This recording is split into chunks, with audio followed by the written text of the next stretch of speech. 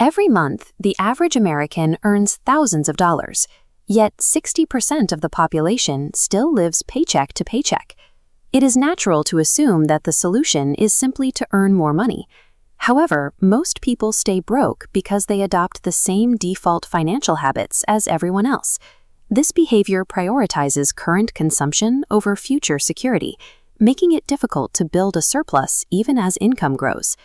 When income does increase, many people fall into the trap of lifestyle inflation.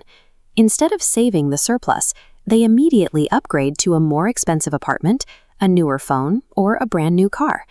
As a result, expenses rise at the same rate as the new salary, keeping the bank account balance exactly where it was before the raise.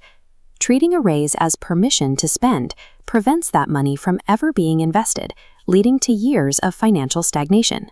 This dynamic creates a state of negative time, which is often driven by a reliance on credit cards.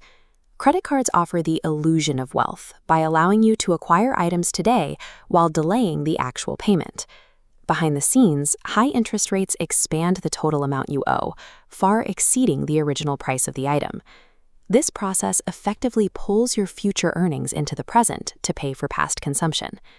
Carrying high-interest debt is a process of negative compounding that actively destroys your future financial security. The alternative is positive time. This requires the realization that investing is a tool that relies on starting early, rather than a luxury to be delayed until your income increases. Consider an individual who begins their investment journey at age 25. They commit to a modest contribution of $300 every month. They place that money into a low-cost index fund, which historically averages a 10% annual return.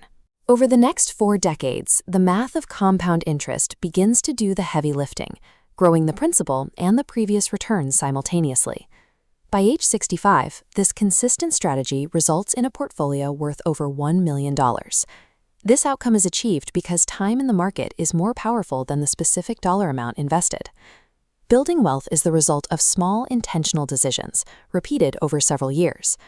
Breaking the cycle requires spending less than you earn to create a buffer and establishing a dedicated emergency fund. Once that foundation is set, you can focus on aggressively paying off high-interest debt and consistently contributing to low-cost index funds. Ending financial stagnation comes down to a shift in priorities. You stop allowing interest to work against you and start letting it work for you. What is the biggest financial mistake you have ever made? Share your experience in the comments. If you want more strategies for building wealth and managing your investments, subscribe and turn on notifications. Your financial future is rewritten one choice at a time. See you in the next video.